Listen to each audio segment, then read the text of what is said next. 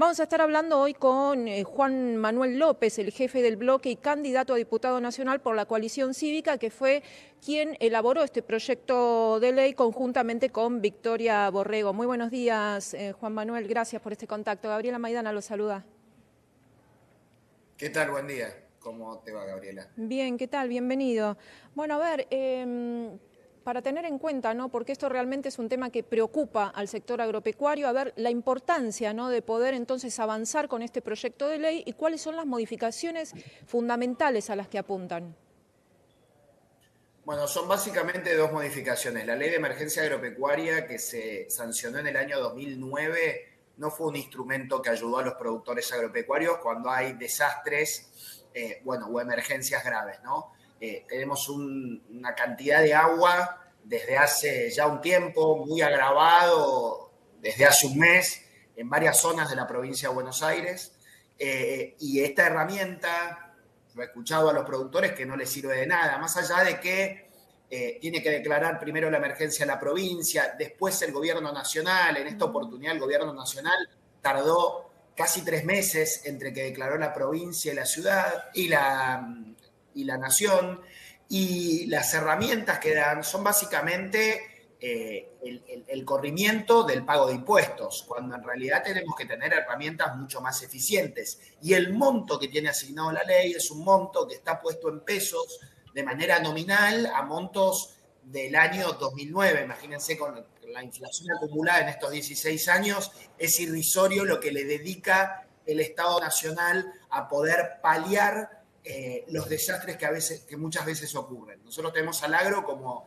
el sector más desasistido de la economía, cuando muchas veces otros sectores económicos tienen distintas exenciones impositivas, ayuda, y el agro es el único sector al que hoy se le cobran retenciones elevadas, más todos los impuestos, y es una industria de alto riesgo, ¿no? Porque si tenemos desastres naturales cada vez más frecuentes, es, más común que se pierda mucho dinero o que haya productores que directamente quiebren, se fundan y, bueno, les cueste mucho volver a empezar. Así que nosotros pensamos en reformar esta herramienta para dar, insisto, cosas muy concretas que ayuden al productor a pasar esos malos momentos. Puntualmente entonces sería agilizar, ¿no? Poder agilizar y facilitar este mecanismo para que a la brevedad posible se pueda entonces determinar estas situaciones de emergencia. Y allí, respecto de este monto, ¿no? que ustedes quieren subir, ¿no? porque quedó muy bajo, también buscan que sea actualizable, ¿no? y dentro de qué parámetros o cuáles serían los contextos para hacer esta actualización. La actualización la pensamos con el precio del gasoil, que es algo, digamos, una referencia histórica del agro, pero podría ser por inflación, podría ser con algún otro índice. La verdad que las herramientas que proponemos darle y las modificaciones a la ley más estructurales son las siguientes. Primero, que si se dicta la emergencia en la provincia o en la nación y va el productor a pedir al Estado Nacional que se le den los beneficios, si hay silencio del Estado Nacional por más de 10 días, bueno, que se tome como positivo el silencio, que es una reforma que estableció mi ley para todo lo que tiene que ver con la administración pública, pero quedaron estas leyes sin este concepto, que es que no te pajoneen y no te den respuesta. Después, que no sea solo posponer el pago de impuestos, que sea poder reducir los impuestos nacionales incluso a cero, si las situaciones de desastre, bienes personales, retenciones, impuestos a los créditos y débitos, es decir, el impuesto al cheque, dar respuestas muy concretas, impositivas, que por supuesto tienen un costo fiscal, pero es mucho más gravoso hacer quebrar a un productor y que, bueno, que no pueda en los años siguientes tener actividad económica.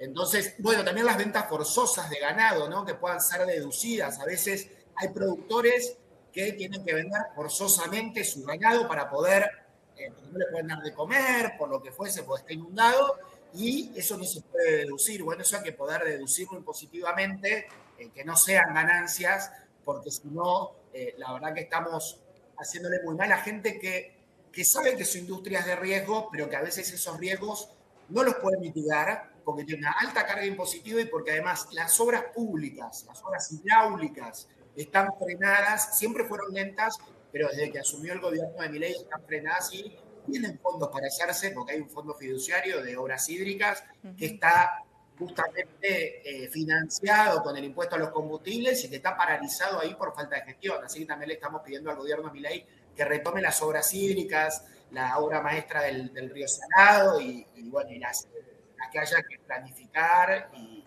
retomar. Claro, cerca de 180.000 millones de pesos hay acumulados en ese fondo hídrico, ¿no? Que tendría que ser destinado porque está disponible y se lo sigue reteniendo. Y hay un tramo de 30 kilómetros que es el que hay que finalizar, pero viene paralizando absolutamente todo, ¿no? Esta obra de la cuenca del Salado. Ahora, bueno, ahí tocaba usted, ¿no? Esto va a tener un impacto fiscal, decía, ¿no? Recién. ¿Hicieron algún estimado? Siempre hay impacto fiscal. Sí, la pregunta es la siguiente. Fiscal. Sí, López, la pregunta es, ahora me dice, pero la pregunta es la siguiente también. Si ustedes hicieron algún estimado de cuál pueda llegar a ser este impacto fiscal, porque va a ser lo primero que van a tratar de atacar, ¿no? Como el objetivo oficial es equilibrio fiscal y no se toca.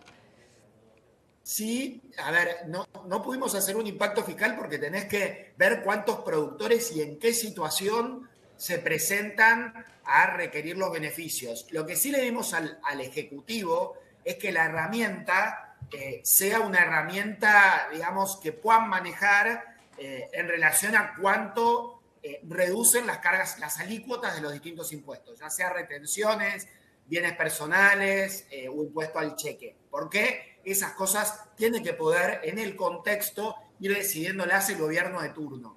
Ahora, hay que dar la herramienta, porque mucho peor es el quiebre de distintas sociedades, campos, a veces productores individuales, a veces pequeñas sociedades, a veces sociedades más grandes, que no pueden afrontar catástrofes cada vez más frecuentes. Y yo no sé si es por el cambio climático, sí o no, no lo quiero ni negar ni fomentar, pero sabemos que hubo periodos de seca muy duros en los últimos años y ahora tenemos inundaciones, le diría casi recurrentes. Este es un año que llovió muchísimo.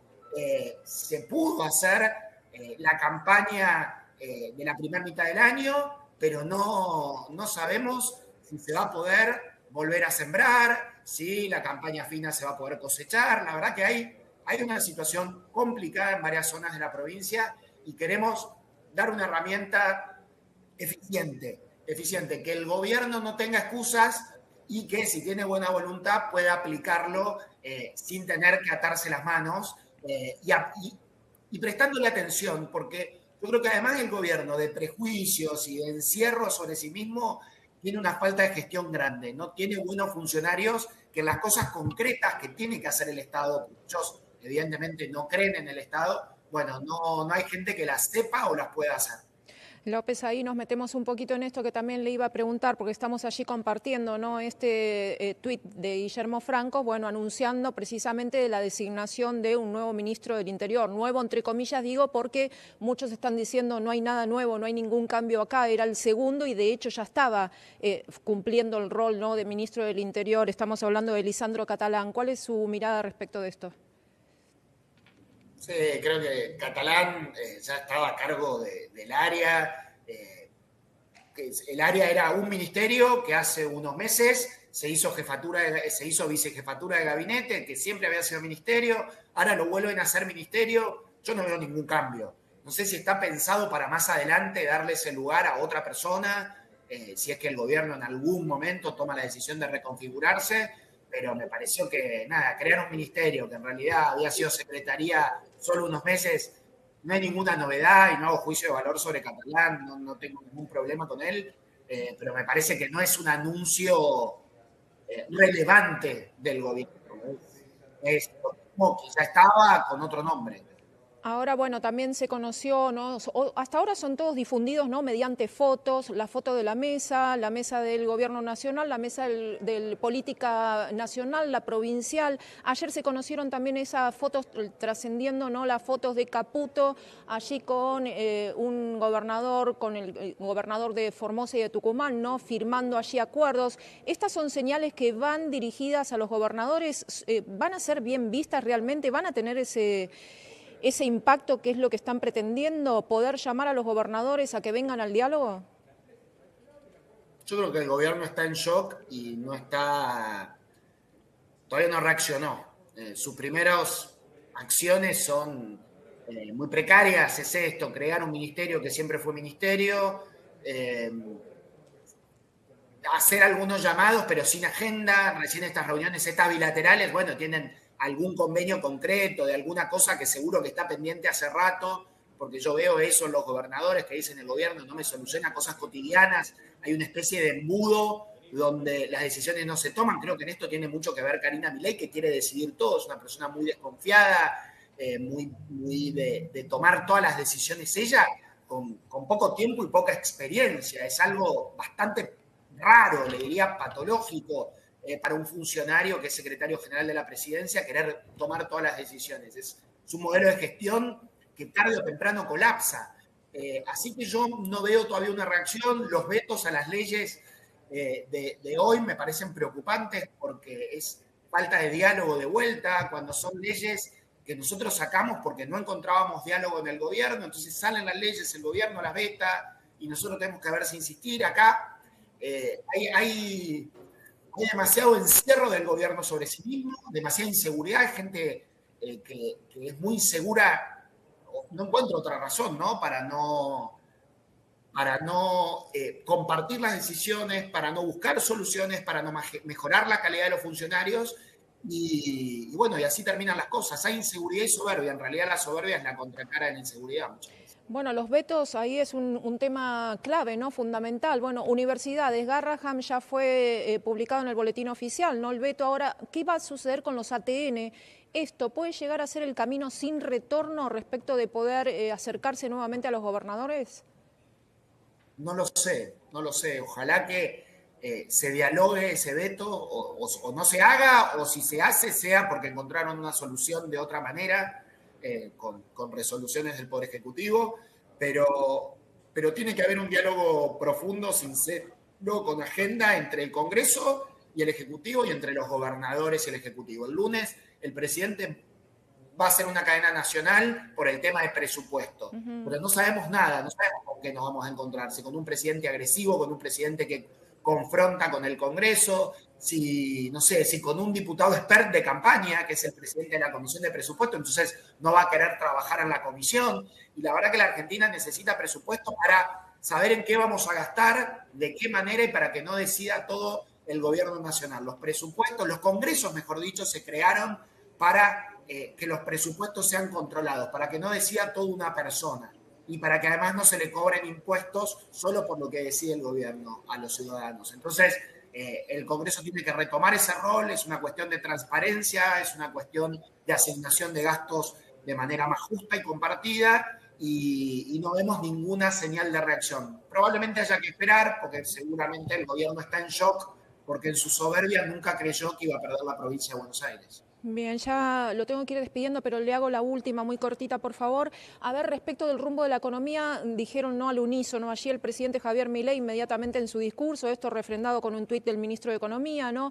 Y después, bueno, ratificándolo nuevamente el presidente Javier Milei diciendo no me voy a mover ni un milímetro, ¿no?, de lo que es el rumbo económico, apoyándose también ahí en un tuit, en un mensaje bien concreto por parte del Fondo Monetario, ¿no?, dando apoyo y reconocimiento a este compromiso por parte de la Argentina de sostener el rumbo económico en cuanto a lo monetario, lo fiscal, lo cambiario. ¿Qué es lo que considera usted? ¿Eso sí debería mantenerse o habría que hacer algún cambio profundo allí también?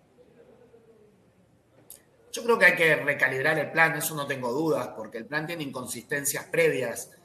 No solo es una cuestión de tolerancia social, que evidentemente cada vez hay menos tolerancia social a la situación económica. Es una cuestión de consistencia del programa que está sostenido ahora en tasas altísimas, venta de dólar futuro y y bueno, y algún otro tipo de intervención para sostener un tipo de cambio que igual sube, sin acumular reservas al mismo tiempo, ¿no? Entonces, me preocupa la consistencia del programa y ojalá que sepan recalibrarlo de la mejor manera posible. Decir que nada va a cambiar me parece lisa y llanamente una mentira del gobierno hacia los mercados. López, le agradezco muchísimo por el contacto de hoy, como siempre muy gentil. Que tenga muy buena jornada. Muchas gracias, igualmente. Hasta pronto. Hablábamos allí con Juan Manuel López, jefe del bloque y candidato a diputado nacional por la coalición cívica.